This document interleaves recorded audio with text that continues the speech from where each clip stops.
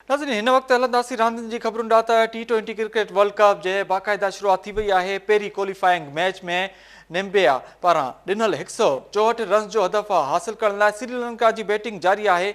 अव्हांखे ॿुधायूं त अॼु जी ॿी मैच नीदरलैंड ऐं गॾियल अरब इमारातुनि जे टीमुनि विच में खेॾी वेंदी। इन हवाले सां असां मौजूदु आहे स्टूडियो में KT न्यूज़ जो स्पोर्ट्स एंकर पर्सन मुजाहिद सोलंकी। अस्सलाम वालेकुम। वालेकुम सलाम। मुजाहिद सोलंकी, अॼोकी मैच खे कीअं था ॾिसो?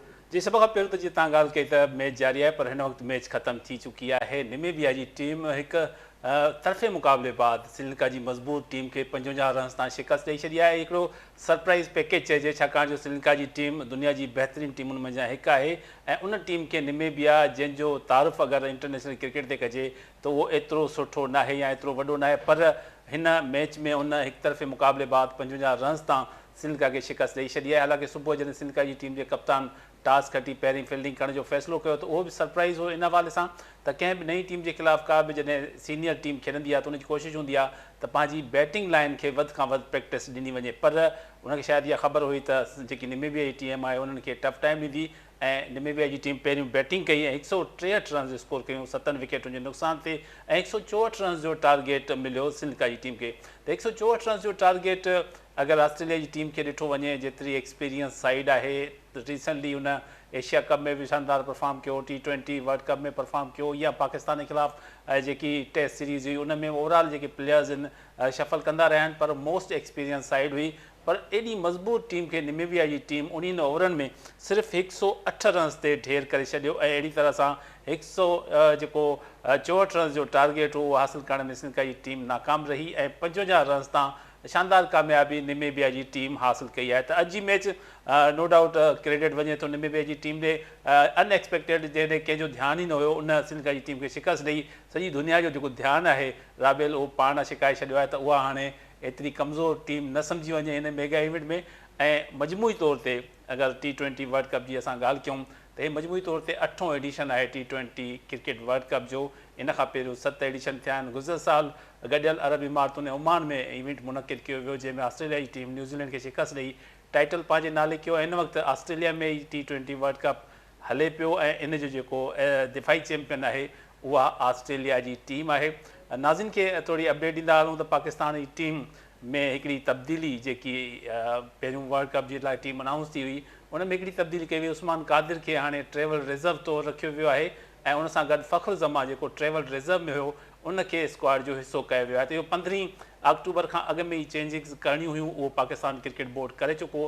हाणे जेके ट्रेवल रिज़र्व आहिनि उन में उस्मान कादिर आहे, मोहम्मद हारिस आहे, शाहिन शाह अफ़रीदी आहे, जॾहिं त फ़ख्र ज़मा जेको आहे सो उहो टीम जो हिसो थी वियो आहे ऐं उन्हनि टीम खे ज्वाइन करे वरितो आहे ब्रिस्बेन में गुज़िरियल ॾींहुं पाकिस्तान जी क्रिकेट टीम खे। जी राबेल जी मुझे तो इहो ॿुधाइजो त क़ौमी टीम जी पोजीशन हिन वक़्तु कीअं था ॾिसो? T20 वर्ल्ड कप आहे ऐं इन में बाक़ाइदा शुरूआत थी वई आहे। क़ौमी टीम जी हिन वक़्तु पोजीशन छा आहे? बैटिंग लाइन कीअं था ॾिसो?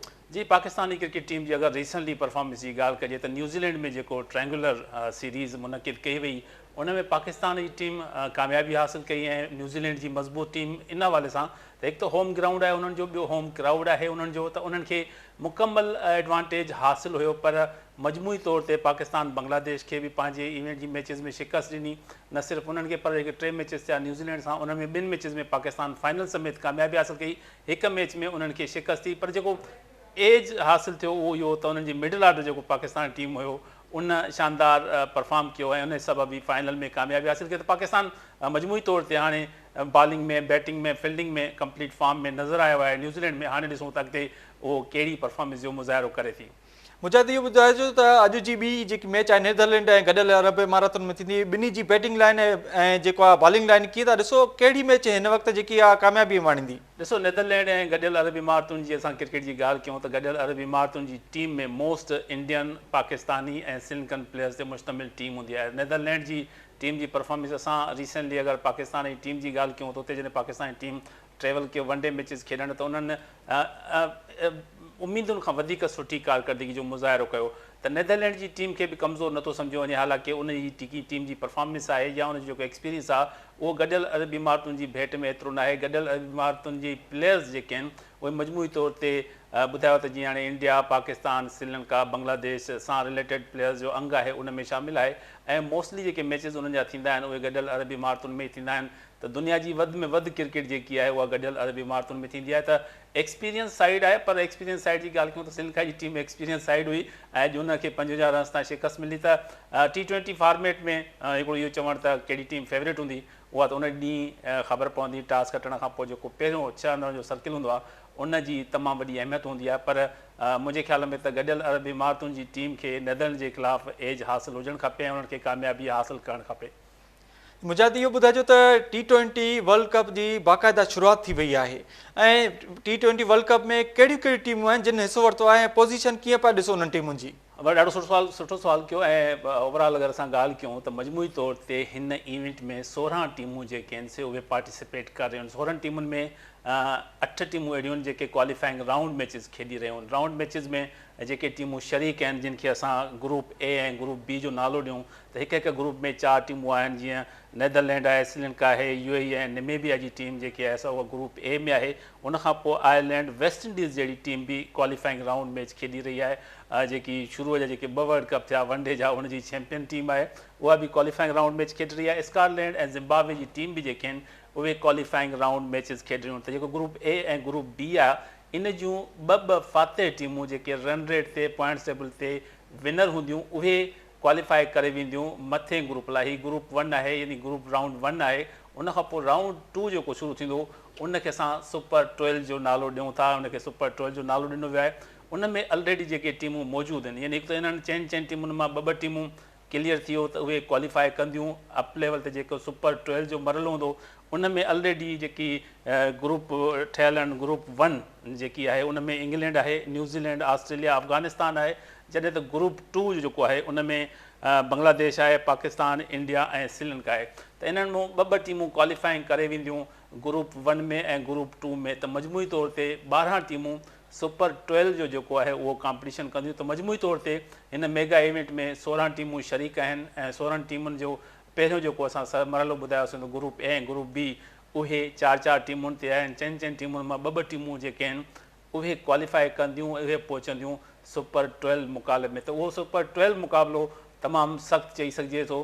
पर हीउ जेको इवेंट हले थो क्वालिफाइंग राउंड इन में नंढियुनि टीमुनि जी भरपूर कोशिशि हूंदी। जीअं अॼु निमेबिया सरप्राइज़ पैकेज ॾिनो आहे श्रीलंका खे शिकस्त ॾेई त उन्हनि जी कोशिशि इहा हूंदी जेके बि पहिरियों दफ़ो हिन मेगा इवेंट में शरीक टीमूं आहिनि त उहे दुनिया जो जेको ध्यानु आहे उहो पंहिंजे तरफ़ छिकाइजे। त ॿियो ICC जो जेको प्रस्पेक्टस आहे हिन सॼे इवेंट खे ऑर्गेनाइज़ करण जो राबियल उहो इहो आहे त 16 टीमूं यानी 16 मुल्कनि जी टीमूं शरीक आहिनि, 16 मुल्क इन्वॉल्व आहिनि ऐं 16 मुल्कनि जा जेके तमाशा आहिनि सॼी दुनिया में किथे न किथे मौजूदु हूंदा। उन्हनि 16 मुल्कनि जे तमाशाइनि जी इन्वॉल्वमेंट बि इन क्रिकेट में आहे। त जेको मक़सदु आहे ICC जो त क्रिकेट खे प्रोमोट कजे त उन तरफ़ इहो हिकिड़ो क़दम आहे त वधि खां वधि टीमुनि खे वॾो प्लेटफॉर्म मुहैया कजे त जीअं उनजी क्रिकेट में बहितरी अचे ऐं दुनिया जी बहितरीन टीमुनि सां उनजो मुक़ाबिलो थिए। क्वालिफाइंग राउंड मैचिस थियनि जीअं हाणे निमेबिया श्रीलंका सां खेॾी, उन तरह सां वेस्ट इंडीज़ बि, ज़िम्बाब्वे बि क्वालिफाइंग राउंड मैच खेॾंदी। त अहिड़ी तरह सां अहिड़ियुनि टीमुनि सां खेॾण सां नंढियुनि टीमुनि जे प्लेयर्स में कॉन्फिडेंस बि अचे थो ऐं अगरि विन कनि था त पोइ पंहिंजो नालो क़ाइमु करण में कामयाबु थियनि था। जीअं अॼु निमेबिया शानदार परफॉर्मेंस जो मुज़ाहिरो कयो आहे। त मजमूई तौर ते ICC प्रस्पेक्टस सां इहो तमामु बहितरु आहे त वधि खां वधि टीमुनि खे चांस ॾिनो वञे। ऐं जेको मां हिकिड़ी ॻाल्हि कई त 16 मुल्कनि जी टीमूं शरीक आहिनि, मतिलबु 16 मुल्कनि जी टीमुनि जा जेके मदा आहिनि सॼी दुनिया में आहिनि त उहे सॼी दुनिया में जेके आहिनि उहे मौजूदु आहिनि। ऐं जेको मेगा इवेंट आहे पाकिस्तान ऐं इंडिया जो उहो 23 तारीख़ ते शेड्यूल थियल आहे जंहिंजे लाइ जेके समूरियूं टिकेट्स आहिनि मेलबर्न क्रिकेट ग्राउंड जूं 93 जे वर्ल्ड कप में जेको 92 जो जेको वर्ल्ड कप हुयो पाकिस्तान उन ग्राउंड ते खटियो इंग्लैंड जे ख़िलाफ़ु। उन ई ग्राउंड ते इंडिया ऐं पाकिस्तान जी टीमुनि विच में 23 तारीख़ ते वॾो अहम दंगल जेको आहे उहो शेड्यूल थियल आहे जंहिंजूं टिकेटूं सोल्ड आउट थी चुकियूं आहिनि। पर ट्रैक रिकॉर्ड जी बि ॻाल्हि कजे त थोरी मजमूई तौर ते पाकिस्तान ऐं इंडिया जी टीमुनि विच में 11 मैचिस थी चुकियूं आहिनि। 11 मां 8 मैचिस में कामयाबी इंडिया खे मिली आहे, 3 मैचिस में पाकिस्तान खे फतह मिली आहे। त पाकिस्तान खे तमामु घणो हार्ड वर्क करिणो पवंदो इन्हनि समूरनि मैचिस में कामयाबी हासिलु करे सेमीफाइनल मरहले में पहुचण लाइ। मुजाहिद ही T20 जेको वर्ल्ड कप आहे इन खां पहिरियां 3 मुल्की सीरीज़ में त पाकिस्तानी टीम जेकी आहे बहितर परफॉर्मेंस ॾेखारी, पर जॾहिं इंडिया सां मैच आहे त इंडिया जे टीम खे हराइण लाइ आख़िर कहिड़ा गुर इस्तेमालु करणा पवंदा टीम खे?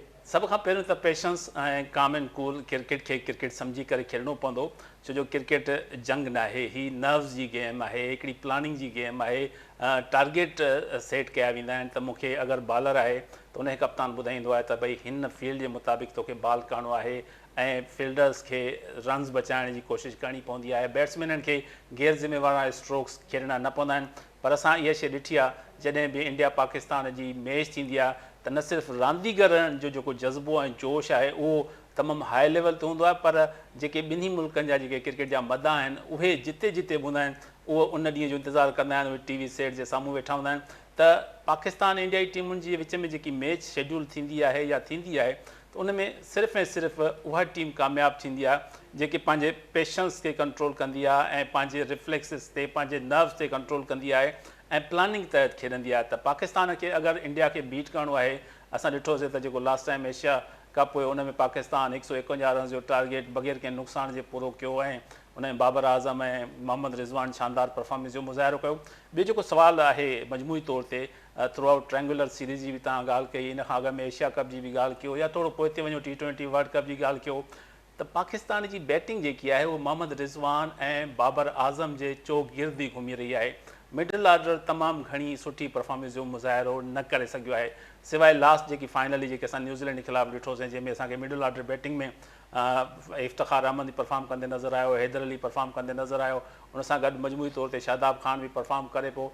त मजमूई तौर ते सिर्फ़ु ओपनर्स ई अगरि जंहिं मैच में कामयाबु थियनि था त पाकिस्तान उन मैच में कामयाबी हासिलु करे थो, ऐं जंहिं मैच में ओपनर्स जल्दी आउट थियनि था त उनखां पोइ प्रेशर जेको आहे उहो मिडल ऑर्डर बैटिंग ते पए थो। त हिन भेरे बि जेके बि मैचिस आहिनि उन में इहो ध्यानु रांदीगरनि खे रखणु खपे त सिर्फ़ु बाबर आज़म ऐं मोहम्मद रिज़वान ई न पर उन्हनि जी हर बैट्समैन खे पंहिंजी ज़िम्मेवारी जो मुज़ाहिरो करणु खपे त उहे हर मैच में कामयाबी हासिलु करे सघंदा। तमामु वॾी अहमियत रखे थो T20 वर्ल्ड कप ऐं हिन वक़्तु ऑस्ट्रेलिया में आहे। ऑस्ट्रेलिया जो वेदर ऐं पिचिस फास्ट बॉलर्स खे सपोर्ट कंदियूं आहिनि ऐं पाकिस्तानी बैट्समैन लाइ चयो वेंदो आहे त फास्ट बॉलर्स जे अॻे उन्हनि जी कारकर्दगी एतिरी सुठी न रही आहे। न्यूज़ीलैंड जे ख़िलाफ़ु असां हिकिड़ी मैच ॾिठीसीं त मोस्टली जेके प्लेयर जेकी शॉट खेॾी उहे फील्डर जे हथनि में वेही, त इहा उमेद करे सघिजे त पाकिस्तान जेको ट्रैक रिकॉर्ड आहे 11 मैचिस मां 8 मैचिस में शिकस्त वारो उनखे ख़तमु कंदो ऐं हिकु भेरो ॿीहर पाकिस्तान शानदार कामयाबी हासिलु कंदो। जीअं एशिया कप में पाकिस्तान 10 विकेटुनि तां कामयाबी हासिलु कई। राबेल मुझे इहो ॿुधाइजो T20 वर्ल्ड कप में ऑस्ट्रेलिया में हिन वक़्तु मैचूं जारी आहिनि, कहिड़ा कहिड़ा ग्राउंड आहिनि जिते मैचूं खेॾी वेंदियूं? जी एडिलेड ओवल जो ग्राउंड आहे, उन सां गॾु मेलबोर्न जो ग्राउंड आहे, पर्थ जो ग्राउंड आहे, त मजमूई तौर ते 6 ग्राउंड जेके आहिनि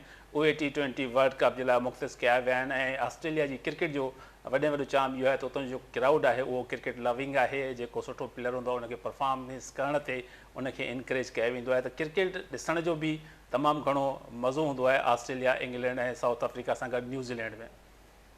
वॾी महिरबानी मुजाहिद सोलंकी टाइम ॾियण लाइ। मुजाहिद सोलंकी असां सां स्टूडियो में मौजूदु हुयो, तफ़सील ॿुधाए रहियो हो त T20 वर्ल्ड कप जी शुरूआति थी वई आहे, टीमूं आम्हूं साम्हूं आहिनि।